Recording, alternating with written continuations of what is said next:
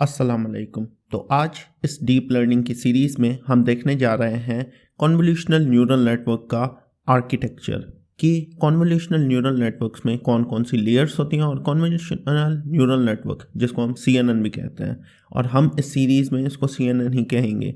तो आप घबराइएगा नहीं CNN सुन के कि CNN है क्या। तो जो CNN है उसका आर्किटेक्चर क्या होता है, उसमें कौन कौन सी लेयर्स होती हैं और CNN कैसे बनता है। तो आप सब एक्साइटेड हैं इस चीज़ के लिए तो प्लीज़ हमें कमेंट सेक्शन में ज़रूर बताएं। हम स्टार्ट करते हैं इस वीडियो को। आर्किटेक्चर ऑफ अ CNN जिसको हम कॉन्वोल्यूशनल न्यूरल नेटवर्क कहते हैं, इसमें अगर हम पहला अपना हाइपर पैरामीटर देखें तो हमारे पास इनपुट इमेज होती है जिसके through target images you would like to discover patterns in. हमें अपनी टारगेट इमेजेस देनी पड़ती हैं जिसका पैटर्न हमें आइडेंटिफाई करवाना है just for the learning purpose. और उसके बाद हमारे पास आ जाती है इनपुट लेयर। इनपुट लेयर क्या होती है? जहाँ से हम इनपुट देते हैं जिससे जो हमारा न्यूरल नेटवर्क है वो टारगेट इमेजेस को एज एन इनपुट लेता है और प्री प्रोसेस करता है। अगर हम इनपुट शेप की बात करें तो उसमें batch size, image height, width and colour channels की बात आ जाती है। कलर चैनल्स क्या होते हैं? कलर चैनल्स आपकी इमेज की डायमेंशन को रिप्रेजेंट करते हैं। अगर वो RGB कलर फॉर्मेट में है तो उसमें 3 कलर चैनल्स होंगे, अगर वो ग्रे स्केल की फॉर्मेट में है तो उसमें 2 कलर चैनल्स होंगे। उसके बाद हमारे पास है कॉन्वोल्यूशनल लेयर। अब कॉन्वोल्यूशनल लेयर क्या करती है? वो ये करती है कि एक्सट्रैक्ट करती है इंपॉर्टेंट फीचर्स को और उनको लर्न करती है। इसको हम कैसे कॉल आउट कर सकते हैं?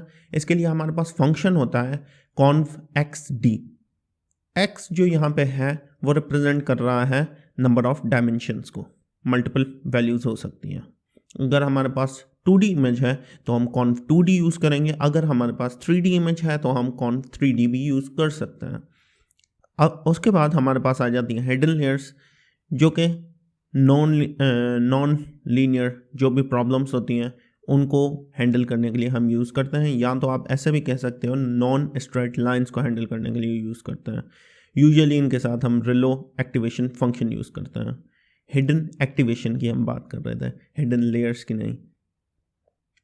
उसके बाद हमारे पास आ जाते हैं पूलिंग लेयर। अब पूलिंग लेयर क्या करती है? जो हमने फीचर्स निकाले हैं उन फीचर्स को और भी रिड्यूस करने में हमें हेल्प करती है। जस्ट फॉर एन इंस्टेंस हमने फीचर्स निकाले थे 3x3 की एक मैट्रिक्स, उसको 2x2 में कन्वर्ट करना है, क्योंकि जितने कम फीचर्स होंगे उतनी हमें कर्स ऑफ डायमेंशनलिटी से हम बच सकते हैं। तो पूलिंग लेयर बहुत एक इम्पॉर्टेंट फीचर होती है। पूलिंग के हमारे पास 2 मेथड्स होते हैं, एक होती है एवरेज पूलिंग और दूसरी होती है मैक्स पूलिंग। एवरेज पूलिंग क्या करती है? वैल्यूज़ के एवरेज लेकर और उस वैल्यू को पुट ऑन करती है।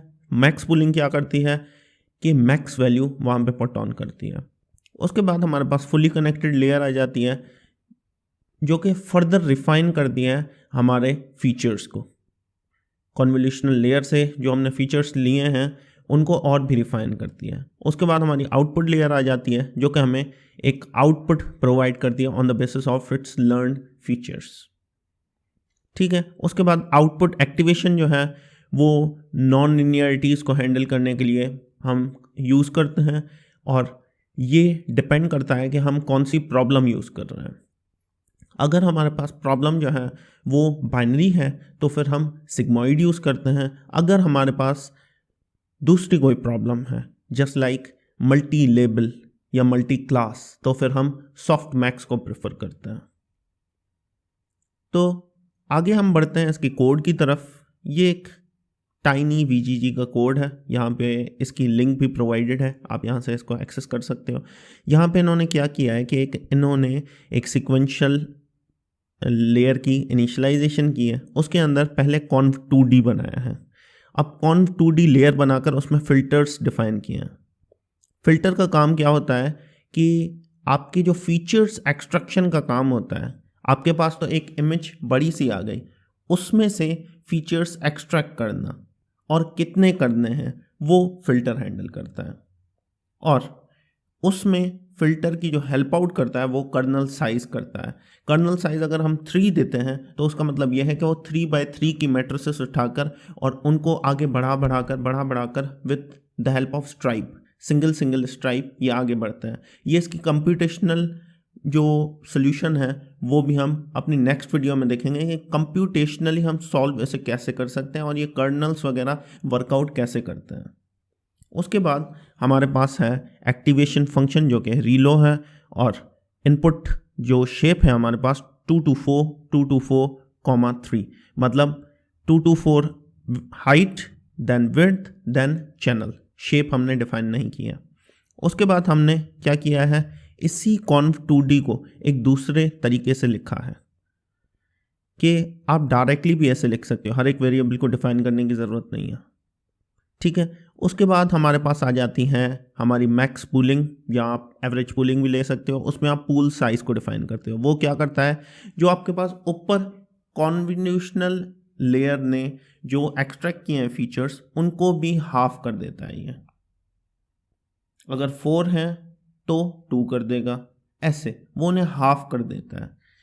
उसके बाद on the basis of maximum values, ये बात आप हमेशा याद रखिएगा, अगर यहाँ पे मैक्स है तो मैक्सिमम वैल्यू के हिसाब से और एवरेज है तो एवरेज के हिसाब से। यहाँ पे एक वेरिएबल पैडिंग भी आ जाता है जो कि हम यूज़ करते हैं कि हम जो हमारे पास कर्व्स हैं, जो हमारे पास कोने हैं किसी भी इमेज के, वो भी लूज ना हो, उनको हैंडल करने के लिए हम पैडिंग यूज़ करते हैं। उसके बाद इन्होंने एक 2 और कन्वोल्यूशनल लेयर्स बनाई हैं। उसके बाद इन्होंने मैक्सिमम पूलिंग जो लेयर है वो हमने बनाई है फ्लैटन लेयर। फ्लैटन लेयर का काम क्या होता है, हमारे पास जो इमेज आती है वो मल्टीपल डायमेंशंस में होती है, उनको हैंडल करने के लिए हम फ्लैटन लेयर बनाते हैं ताकि वो उसे एक ही डायमेंशन में कन्वर्ट कर दें, सिंगल डायमेंशन में। 3D भी भले वो मैट्रिसेस की फॉर्म में हो पर वो सिंगल डायमेंशन में कन्वर्ट हो जाएगी। फिर हमने एक आउटपुट लेयर बनाई है जिसमें एक सिंगल न्यूरॉन है हमारे पास, और एक्टिवेशन फंक्शन जो है वो सिग्मॉइड है। फिर अगर हम देखें तो हमने कंपाइलेशन के लिए बाइनरी क्रॉस एंट्रोपी यूज़ किया है। तो बाइनरी क्रॉस एंट्रोपी यूज़ किया है और सिग्मॉइड यूज़ किया है, तो ये कौन सी प्रॉब्लम हुई, प्लीज़ हमें कमेंट सेक्शन में बताएं। ये बाइनरी क्लासिफिकेशन हुई या मल्टी क्लास क्लासिफिकेशन हुई। उसके बाद ऑप्टिमाइजर एडम यूज़ किया है, मैट्रिसेस एक्यूरेसी यूज़ किया है और मॉडल को फिट किया है विद द इपॉक्सिस ऑफ 5 इटरेशन पे। हम आगे बढ़ते हैं और आगे देखते हैं कि अगर हम इस कोड में कोई भी इमेज एज एन इनपुट देते हैं, जलेबी हो गई, समोसा हो गया या परांठा हो गया, तो वो हमें क्लासीफाई करके बताएगा कि ये क्या है। हम इससे आगे बढ़ते हैं और आर्किटेक्चर को आइडेंटिफाई करने की कोशिश करते हैं। तो हमने जो अभी तक अंडरस्टैंड किया है वो ये है कि हमने कोई भी इमेज एज एन इनपुट दी, वो कन्वर्ट होगी in the form of tensors. Tensors में कन्वर्ट होकर फिर जाएगी कन्वोल्यूशनल लेयर के पास और पूलिंग लेयर के पास। कन्वोल्यूशनल लेयर और पूलिंग लेयर दोनों के पास जाएगी। अब यहाँ पे एक स्पेलिंग मिस्टेक है जो कि आप लोगों को कमेंट सेक्शन में बतानी है कि यहाँ पे कौन सी स्पेलिंग मिस्टेक है। उसके बाद ये कंबाइन हो सकती हैं in different way, multiple convolutional layer भी आ सकती हैं, पूलिंग लेयर्स भी आ सकती हैं। फिर हमारे पास फुली कनेक्टेड लेयर और आउटपुट लेयर हम सिंगल भी उठा सकते हैं, अलग अलग भी उठा सकते हैं, जिसके बेसिस पे वो हमें क्लासीफाई करके बताएगा कि ये क्या ऑब्जेक्ट है।